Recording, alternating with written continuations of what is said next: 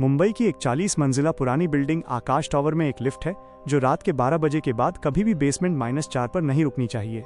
लेकिन अयान, जो एक फूड डिलीवरी बॉय है, गलती से उस बटन को दबा देता है। उसे नहीं पता कि -4 कोई पार्किंग नहीं, बल्कि एक ऐसी जगह है जहां समय रुक चुका है और रूहें अपना अगला शरीर ढूंढ रही हैं। रात के 1:15 बज रहे थे। अयान 38वीं मंजिल पर डिलीवरी देकर वापस आ रहा था। लिफ्ट खाली थी। उसने ग्राउंड फ्लोर दबाया, लेकिन लिफ्ट नीचे जाते समय अचानक कांपने लगी। डिस्प्ले पर नंबर तेजी से बदलने लगे। 3, 2, 1, 0 और फिर अचानक डिस्प्ले पर लाल रंग में लिखा आया -4।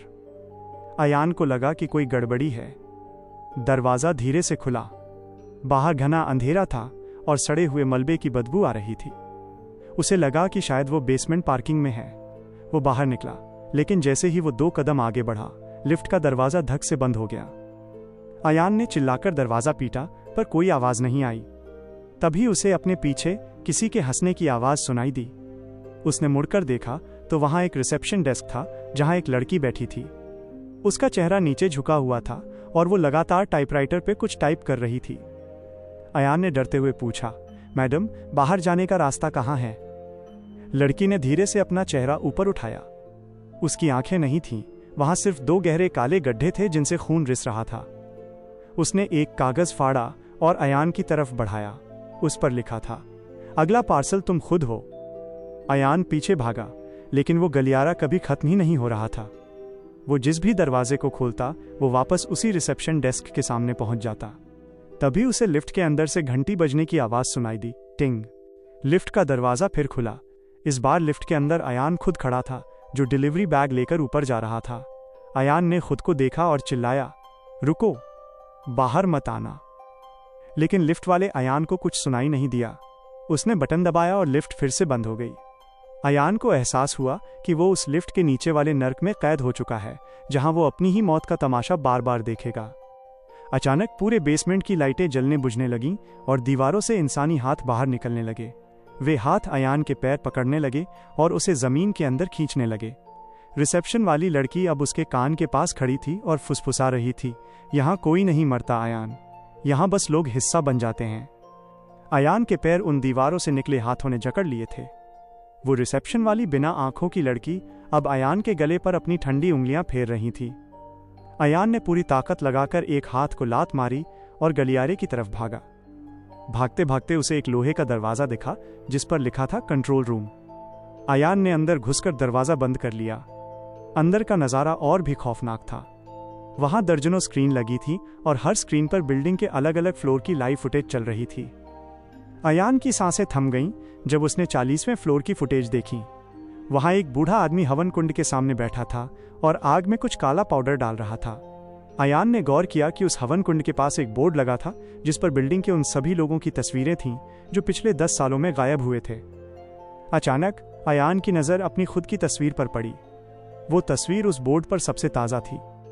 तभी कंट्रोल रूम के स्पीकर से उस बूढ़े आदमी की आवाज़ आई, अयान, घबराओ मत, तुम मरे नहीं हो, तुम बस स्थानांतरित ट्रांसफर हो रहे हो।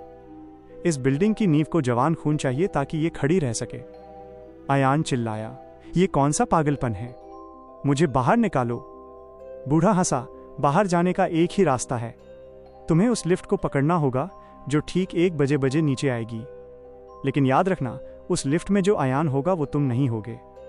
वो तुम्हारी परछाई होगी जो तुम्हारी जगह लेने ऊपर जा रही है। अगर तुम उसे रोकने में कामयाब रहे तो तुम बच जाओगे। घड़ी में 12:59 हो रहे थे।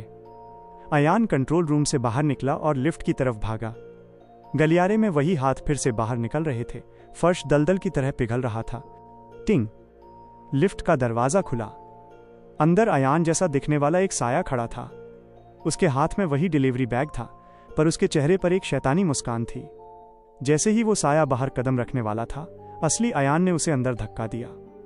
दोनों के बीच लिफ्ट के अंदर खूनी झड़प शुरू हो गई। वो साया अयान का गला घोंटने लगा। अयान ने देखा कि उस साये की खाल धीरे धीरे असली मांस में बदल रही थी, जबकि अयान का अपना हाथ धुंधला ट्रांसपेरेंट होता जा रहा था। अयान ने अपनी जेब से वो चाबी निकाली जो उसे कंट्रोल रूम में मिली थी और उसे लिफ्ट के इमरजेंसी पैनल में घुमा दिया। लिफ्ट अचानक एक झटके के साथ रुकी और बिजली के धमाके हुए। अंधेरा छा गया। जब रोशनी वापस आई, अयान ने देखा कि वो लिफ्ट के अंदर अकेला है। दरवाजा खुला, सामने जी फ्लोर था। अयान लड़खड़ाते हुए बाहर निकला। गार्ड उसे देखकर चौंक गया। अरे अयान भाई, तुम इतनी देर कहाँ थे? तुम्हारा फोन भी नहीं लग रहा था।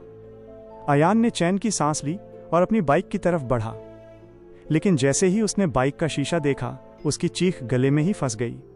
शीशे में अयान का चेहरा तो दिख रहा था, लेकिन उसके गले पर वही काले हाथ के निशान थे जो बेसमेंट -4 में उस लड़की ने बनाए थे। और सबसे डरावनी बात, अयान की अपनी परछाई जमीन पर नहीं थी। तभी अयान के फोन पर एक मैसेज आया।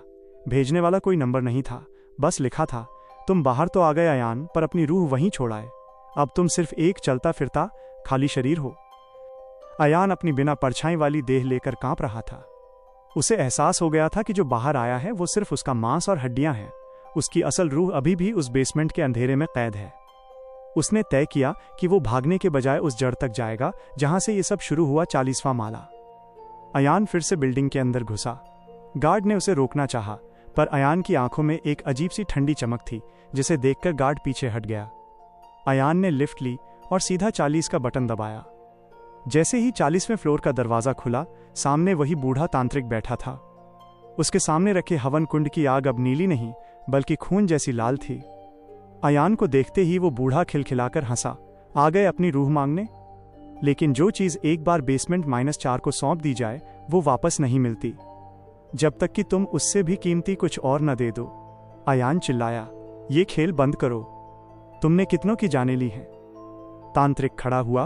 उसकी खाल किसी पुराने कागज की तरह झुर्रियों से भरी थी। उसने एक कांच की बोतल उठाई, जिसमें एक छोटा सा साया फड़फड़ा रहा था। वो अयान की रूह थी। इस बिल्डिंग को अमर रखने के लिए हर साल एक वाहक चाहिए होता है। अगर तुम अपनी रूह वापस चाहते हो, तो तुम्हें इस बोतल को उस हवन कुंड में फेंकना होगा। लेकिन याद रखना, जैसे ही रूह आग में गिरेगी, ये पूरी बिल्डिंग धराशायी हो जाएगी। हजारों बेगुनाह लोग मरेंगे। क्या तुम अपनी एक रूह के लिए हजारों की बलि दोगे? अयान दुविधा में फंस गया। एक तरफ उसकी अपनी आज़ादी थी, दूसरी तरफ हजारों जानें। तभी अयान ने गौर किया कि तांत्रिक की खुद की परछाई बहुत कमजोर थी। उसे समझ आया कि तांत्रिक भी इस बिल्डिंग का गुलाम है। अयान ने बोतल झपटने की कोशिश की, पर तांत्रिक ने उसे धक्का दे दिया। अयान सीधे हवन कुंड के पास गिरा। तभी उसे बेसमेंट -4 की उस लड़की की आवाज सुनाई दी, अयान, लूप को तोड़ो, हवन को बुझाओ। अयान ने अपनी जान की बाजी लगा दी। उसने बोतल नहीं मांगी, बल्कि उसने अपना हाथ सीधे उस दहकते हुए हवन कुंड के अंदर डाल दिया और तांत्रिक का पैर खींचकर उसे भी आग की ओर खींच लिया। तांत्रिक चीखा, मूर्ख, तू क्या कर रहा है? हम दोनों मारे जाएंगे। अयान मुस्कुराया। उसके चेहरे पर अब डर नहीं था। हम पहले ही मर चुके हैं बाबा, अब बस खत्म होने का वक्त है। अयान ने जलते हुए हाथों से उस कांच की बोतल को तोड़ दिया। जैसे ही बोतल टूटी, एक जोरदार चीख गूंजी और पूरी बिल्डिंग भूकंप की तरह हिलने लगी। 40वें माले की खिड़कियां चकनाचूर हो गईं। अचानक सब कुछ शांत हो गया। अगली सुबह मलबे के बीच से अयान बाहर निकला। लोग उसे देख रहे थे। बिल्डिंग अभी भी खड़ी थी, लेकिन वो जो 40वां माला था, वो अब वहां था ही नहीं। ऊपर सिर्फ खुला आसमान था। अयान ने सूरज की रोशनी में अपना हाथ देखा। परछाई वापस आ चुकी थी। वो चलने लगा, लेकिन जैसे ही वो लिफ्ट के पास से गुजरा, उसे फिर से वही आवाज सुनाई दी, टिंग। उसने पीछे मुड़कर देखा। लिफ्ट का दरवाजा खुला था। अंदर कोई नहीं था, पर फर्श पर एक फूड डिलीवरी का बैग पड़ा था। अयान समझ गया कि उसने लूप को तोड़ा नहीं है, बल्कि वो खुद उस लूप का नया रक्षक बन गया है। अब हर रात 12 बजे के बाद अयान ही वो साया होगा जो -4 पर लिफ्ट का इंतजार करेगा। तो दोस्तों, अयान ने खुद की रूह तो बचा ली, पर क्या वो कभी उस बिल्डिंग के साये से आज़ाद हो पाएगा? कुछ समझौते मौत से भी बुरे होते हैं। अगर आपको इस कहानी के ट्विस्ट में हिला दिया है, तो कमेंट में लिफ्ट लिखें। क्या आप चाहते हैं कि मैं अयान की इस नई जिंदगी पर एक और भाग लिखूं? क्लाइमैक्स टेल्स को सब्सक्राइब करना न भूलें, क्योंकि यहाँ हर मंजिल पर एक नया खौफ इंतजार कर रहा है।